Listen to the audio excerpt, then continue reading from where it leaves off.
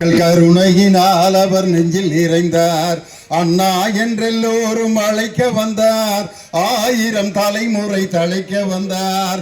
அண்ணா அண்ணா அண்ணா நம் அன்பின் தெய்வம் அண்ணா. கள்ளக்குடி கொண்ட கருணாநிதி வாழ்கவே. மக்கள் உள்ளம் குடி கொண்ட உண்மை தலைவர் வாழ்கவே. கள்ளக்குடி கொண்ட கருணாநிதி வாழ்கவே. ஸ்டாலின் நம்ம ஸ்டாலின், நம் கழகம் காக்கும் ஸ்டாலின். கலைஞர் படைக்கு தளபதி, நல்ல இதயங்களுக்கு அதிபதி. ஸ்டாலின் நம்ம ஸ்டாலின், நம் தமிழக முதல்வர் ஸ்டாலின். அவசரப்பட்டு கைதீட்டிறாங்க. இன்னும் ஒரு பாட்டு இருக்கு.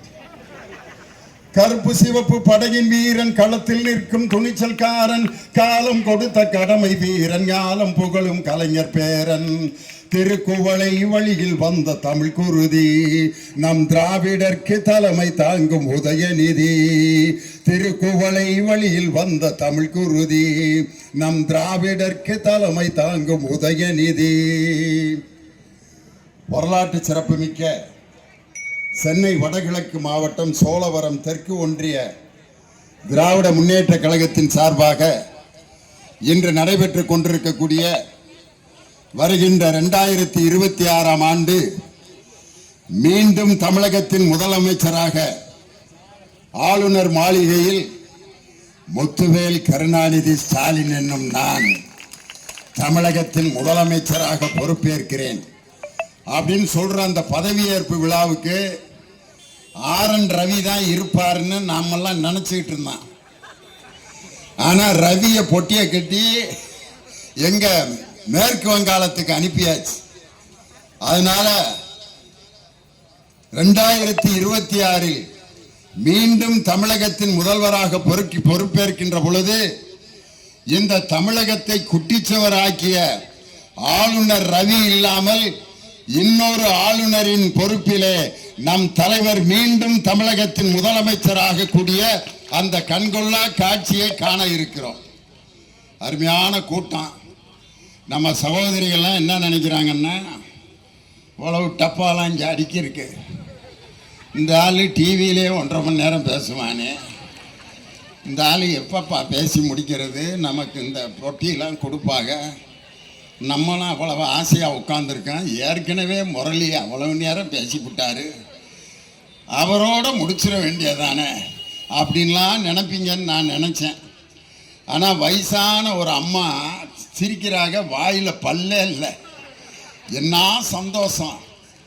ஏன்னா இந்த டப்பா மீட்டிங் நடந்து முடிஞ்சு நீங்கள் வாங்காமல் வீட்டுக்கு போயிட்டா கூட கருணாகரன் உங்கள் வீடு தேடி இந்த டப்பாவை கொண்டு வந்து கொடுப்பாரு. சொன்னதை செய்வதும் செய்வதை சொல்வதும் தான் திராவிட முன்னேற்ற கழகத்தினுடைய பொறுப்பு. அதனாலதான் நம்ம சகோதரிகளை பார்த்துட்டு கண்டிப்பா உங்க பொறுமையை நான் சோதிக்க மாட்டேன், இந்த டப்பாவுக்கும் உங்களுக்கு இடையில நான் நிற்க மாட்டேன். அந்த சால்வை போட்டுக்கிட்டு இருக்கப்போ கூட ஒரு அம்மா, இன்னும் எத்தனை துண்டைத்தான் போட போறாங்களாக்க, இந்த சிகனா துண்டை போடாக்கிட்டு என்ன, இந்த லியோனி அந்த துண்டை வச்சு என்ன செய்ய போறாரு. நான் இந்த மாதிரி இந்த கலர் சால்வையா சிகனா சால்வையா போட்டுக்கிட்டு இருந்தாங்க.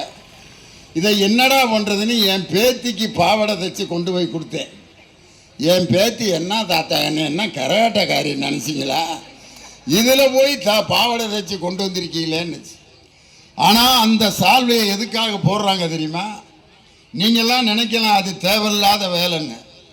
ஒரு காலத்தில் தோல்ல துண்டு, கழுத்தில் துண்டு போடுவதற்கு தகுதி இல்லாமல் துண்டை அக்கில்ல வச்சுக்கிட்டு நடந்து கொண்டிருந்த சமுதாயத்தை தோளிலே துண்டு போட வைத்த இயக்கம் திராவிட இயக்கம். அதனாலதான் ஒரு சாதாரண ஒன்றிய பிரதிநிதி, பகுதி கழக செயலாளர் கூட தோல்ல துண்டு போட்டு, அந்த சிகுனா துண்டை போட்டு ராஜா மாதிரி நிற்க வைத்த இயக்கம் திராவிட முன்னேற்ற கழகம்.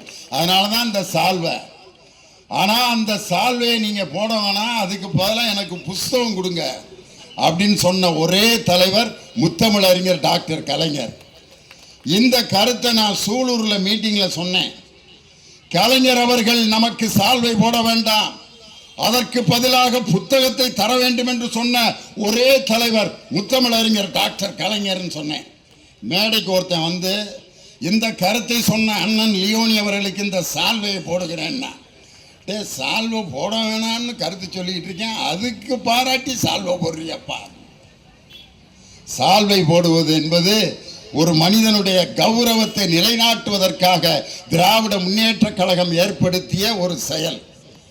இந்த நிகழ்ச்சியில் ரொம்ப அருமையாக வரவேற்புரையாற்றிய அருமை சகோதரர் வழக்கறிஞர் சோழவரம் எஸ் பிரபாகரன், சோழவரம் முன்னாள் ஊராட்சி மன்ற தலைவர் சுகவேணி முருகன், முன்னாள் ஒன்றிய குழு உறுப்பினர் ஆகியோருக்கும் மற்றும் பா சீனிவாசன் அவர்களுக்கும் இரா விஜயன் அவர்களுக்கும் இந்த நிகழ்ச்சியிலே கலந்து கொண்டு மிக சிறப்பாக பெருமை சேர்த்து கொண்டிருக்கக்கூடிய நா பரசுராமன், ஆர் துளசி, வி ஞானம் மற்றும் ஜாகிர் ஹுசேன் உள்ளிட்ட எல்லோருக்கும் என்னுடைய வணக்கத்தை சொல்லி, எனக்கு முன்னால் அற்புதமான உரையாற்றிய என் தம்பி கரூர் முரளி, அவர் பேசுகிற மாதிரிலாம் நான் பேசினேன்னா இப்பயே ஆஸ்பத்திரியில் மூக்கில் டியூபை சொருகி படுக்க போட்டுருவாங்க.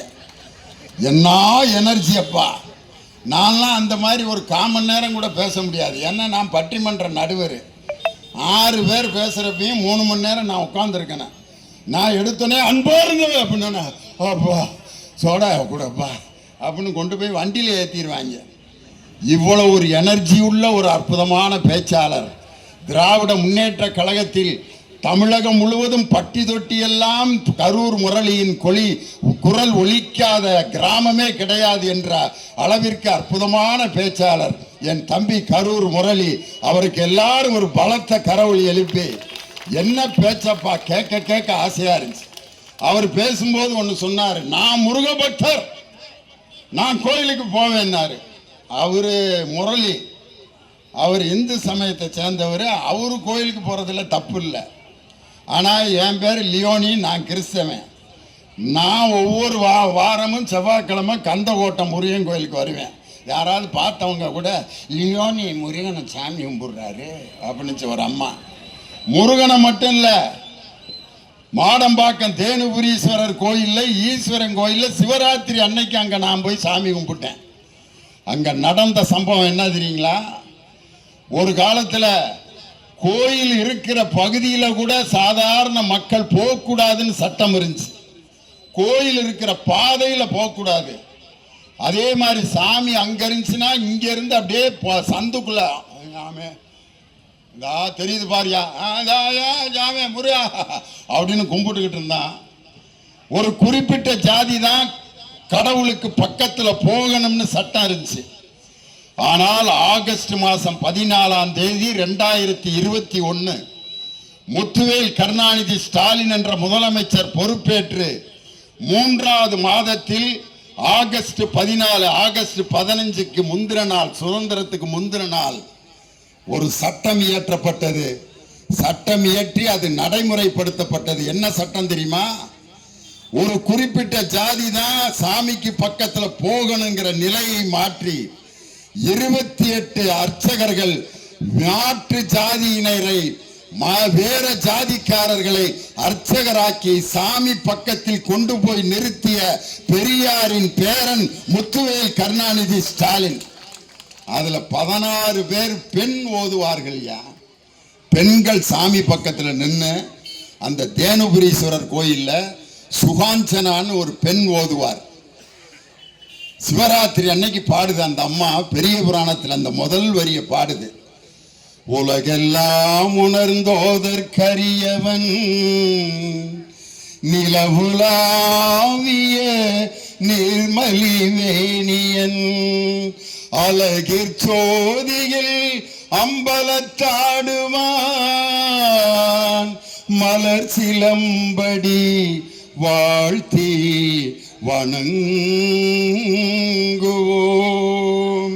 பின்னாடி இருக்க ஐயர்கள்லாம் ஓம் நமச்சிவாய, ஓம் நமச்சிவாய, ஓம் நமச்சிவாய. சுகாஞ்சனா என்ற வேறு ஜாதி பெண் பாடியதற்கு சாமிக்கு பக்கத்துல தான் இருக்கணும்னு சொன்ன அந்த ஐயர்கள்லாம் கோஷம் போட்டு ஓம் நமச்சிவாய என்று பாடினார்கள் என்றால் இறைவனின் முன்னால் சமத்துவத்தை கொண்டு வந்த ஒரே ஆட்சி நம் திராவிட முன்னேற்ற கழகத்தினுடைய ஆட்சி. இன்னைக்கு நம்ம சகோதரிகள்லாம் வீட்டில் கணவன் மனைவியோட வாழ்ந்துட்டு இருப்பாங்க. புதுசா கல்யாணம் ஆனவங்க வீட்டுக்கு போய் பாருங்க, காப்பி கேட்டா கூட கொஞ்சி கேட்பாரு மனைவி கிட்ட, செல்லம் தங்கம் காப்பி போட்டு வா செல்லம். ஒன்று இந்த வந்துட்டேங்க தான், 5 நிமிஷத்தில் போட்டுறேங்க தான். அப்படின்னா என்ன அர்த்தம்? இப்போ தான் கல்யாணம் ஆயிருக்குன்னு அர்த்தம். ஒரு 2 வருஷம் கழிச்சு அந்த வீட்டுக்கு போங்க, காப்பி எப்படி கேட்பார் அவரு? ஏய் காப்பியா கொண்டாடி. அதுக்கு அந்த அம்மா, ஏன் திறக்கிற வாய, காப்பியை கொண்டு வராம எங்க போறேன், ஏன் கத்துற? 2 வருஷம் கழிச்சு 5 வருஷம் கழிச்சு அந்த வீட்டுக்கு போங்க, காப்பி எப்படி ஐயா பார்க்குறாரு, நம்ம வீட்டில் நடக்கிறத லியோனி அப்படியே பேசுறாரு. 5 வருஷம் கழிச்சு போங்க அந்த வீட்டில், ஏய் காப்பியா கொண்டாடி வந்தனா மூஞ்சி முறையெல்லாம் பேர்ந்துறாங்க, கொண்டு வர முடியாது, போய் போட்டுக்க. எப்ப? 5 வருஷம் கழிச்சு. 10 வருஷம் யோசனை பண்ணி பாருங்க. இந்தாடி என்ன நந்தாடி, உன் முகரைக்கு காப்பி வேறையா, போ கடையில் போய் குடிச்சிட்டு வா. 15 வருஷம் கழிச்சா காப்பியே கேட்க மாட்டார். இந்த டீ கடை காப்பி கடையெல்லாம் எதுக்காக உருவாச்சுன்னு நினைக்கிறீங்க? இந்த வீட்டில் துரத்துப்பட்ட ஆள் பூரா காலையில் 5 மணிக்கு வந்து இப்படி குடிச்சிக்கிட்டு இருக்கிறது பூரா பாருங்க, கல்யாணம் ஆகி 20 வருஷம் ஆன குரூப்பு. ஏப்பா வீட்டுக்காரங்க, அதெல்லாம் முடிஞ்சு போச்சு மாமா, காப்பின்னு கேட்டாலே துரத்தி விடுற. அந்த டீ கடை காப்பி கடை வந்ததனுடைய நோக்கமே தான். வீட்டில் குடும்பத்தில் இப்படி நடக்கும். ஒரு பெண்ணினுடைய உழைப்பு வீட்டில் வந்து யாரும் அதை மதிக்க மாட்டாங்க. ஒரு கட்டடம் கட்டும் போது பாருங்க, மேலே நின்று சும்மா கலவை அள்ளி இப்படி அப்பிக்கிட்டு இருப்பான். அவருக்கு பேர் கொத்தனார். சாரத்தில் உட்காந்து ராஜா மாதிரி உட்காந்துருப்பார். கீழே இருந்து கலவையை சட்டியில் தூக்கிட்டு வர்றதுக்கு பேரு என்ன பேர்? அந்த அம்மாவுக்கு சித்தாளு. ஏன் சித்தாளுன்னு பேர் வச்சிருக்கான் தெரியுமா? பெரியாளுன்னு பேர் வச்சா சம்பளம் கூட கொடுக்கணும், அதனால அதுக்கு பேர் சித்தாளு. கொத்தனாருக்கு 1500 ரூபா சம்பளம், சித்தாளுக்கு 300 ரூபா. ஏன்? அதே வேலை தான், அதே கட்டடத்துக்கு தான் வேலை செய்து. ஆம்பளைக்கு 1500 ரூபா, பொம்பளை பிள்ளைக்கு 300 ரூபா, இல்லாட்டி 500 ரூபா. அதே மாதிரி சமையல் பண்றதுல இந்த பிரியாணி கரண்டியை தூக்கிட்டு வருவாரு, அவர் தான் மாஸ்டர், பிரியாணி மாஸ்டர். வந்து சும்மா சேர்ல தான் உட்காந்துருப்பான். வெள்ளைப்பூடு உரிக்கிறது, இஞ்சி உரிக்கிறது, அம்புட்டையும் கலக்கிறது, போறது வர்றது எல்லாம் பொம்பளைய தான். அதுகளுக்கு பேர் வெங்காயம் உரிக்கிற அம்மா. அதுக்கு 200 ரூபா கொடுத்தா போதும். மாஸ்டருக்கு 5000 ரூபா சம்பளம். அந்த இடத்துல பெண்ணுக்கு படிப்பு இல்லை. படிப்பு இல்லாத இடத்துல ஆம்பளைக்கு 3000, பெண்ணுக்கு 300. ஆனா போலீஸ்காரங்களா நிக்கிறாங்க பார், ஆம்பளை கான்ஸ்டபிளா இருந்தாலும் பெண் கான்ஸ்டபிளா இருந்தாலும் 2 பேருக்கும் ஒரே சம்பளம். ஏன்? படிச்ச ஆணுக்கும் பெண்ணுக்கும் சமத்துவம் கிடைக்கும் என்று பெண்களை படிக்க வைத்த ஆட்சி திராவிட முன்னேற்ற கழகத்தினுடைய ஆட்சி. பொம்பளை பிள்ளைன்னா மென்மையா இருக்கணும். படகோட்டி படத்துல பாட்டு பாருங்க, எம்ஜிஆர் பாடுவார், தொட்டால் பூ மலரும் தொடாமல் நான் மலர்ந்தேன், சுட்டால் பொன் சிவக்கும் சுடாமல் கண் சிவந்தேன். சரோஜாதேவி. கண்கள் படாமல் கைகள் தொடாமல் காதல் வருவதில்லை, நேரில் வராமல் நெஞ்சை தொடாமல் ஆசை வருவதில்லை, ஓ ஆசை வருவதில்லை. தொட்டால் பூ மலரும் தொடாமல் நான் மலர்ந்தேன், சுட்டால் பொன் சிவக்கும் சுடாமல் கண் சிவந்தே. ஒரு பெண் மென்மையா இருந்தா தான் அந்த பெண்ணுக்கு மரியாதை. ரோட்ல குனிஞ்சதலை நிமிராம நடக்கணும். அதுதான் பொம்பளை பிள்ளை. அந்த பிள்ளை எப்படி வளர்த்துருக்காங்க பாரு. குனிஞ்சதலை நிமிராம சோழவரம் ரோட்ல நடந்து போகுது. குனிஞ்சதலை நிமிராம நாளைக்கு 12 மணிக்கு நடந்து போனீங்கன்னா லாரியில் அடிபட்டு தான் சாகணும். ஒரு காலத்தில் பெண் குனிஞ்சதலை நிமிராம நடக்கணும்ன்ற சட்டம் இருந்தது.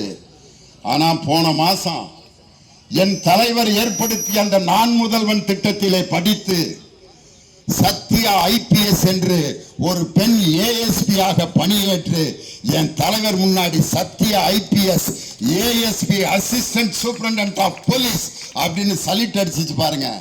இந்த சாதனையை படைத்தது திராவிட மாடல் ஆட்சி, நம் தலைவர் மு.க. ஸ்டாலின். திருப்பரங்குன்றத்தில் பார்த்தீங்கன்னா ஒன்றிய பிரதமர் நரேந்திர மோடி மதுரையில் வந்து என்ன பேச்சியா, இங்க வந்தா எப்படியாவது தமிழ்ல 4 வரியை எழுதி கொடுப்பாங்க, பேசுவாரு.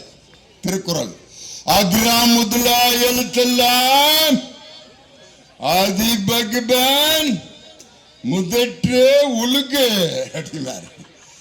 ஆகா என்ன அழகா அப்படி. விவசாயிகள் இருக்க இடத்துல உளுத்துண்டு பல்பர் மற்றவர் தொழுதுண்டு பென்சில் பார். மோடி எங்க போனாலும் இந்தியில தமிழ்ல எதையாவது எழுதி கொடுப்பாங்க, இந்தியில எழுதி வச்சு வாசிப்பார். மதுரையில் வந்து என்ன சொல்றாரு, வெற்றிபேல் பீரபேல். திருப்பரங்குன்றம் முருகன் முன்னாடி போய் நெடுஞ்சாங்கரையா உளுந்து முருகா. முருகன் பார்க்கிறாரு, பிரதர் மதுரைக்கு வந்தா எல்லாம் மீனாட்சி அம்மன் கோயிலுக்கு தானே பிரதர் போவாங்க, நீ ஏன் பிரதர் ஏன் காலில் இப்போ உளுந்திருக்க அப்படின்னு முருகன் கேட்குறாரு. பக்கத்தில் முருகனுக்கு யோசனை சொல்கிற யார், தெய்வானை அம்மா திருப்பரங்குன்றத்தில் அவங்க தானே இருக்காங்க. அவங்க சொல்கிறாங்க, மாமா இவர் ஏன் தெரியுமா இங்கே வந்து காலில் விழுந்து கிடக்கிறாரு, மீனாட்சி அம்மன் கோயிலுக்கு போகாமல் இங்கே வந்து ஏன் விழுந்திருக்காருன்னா, அடுத்து எலெக்ஷன் வரப்போகுது, ஒன்னே வச்சு ஓட்டு கேட்கறதுக்காகத்தான் உன் காலில் வந்து விழுந்து கிடக்கிறார்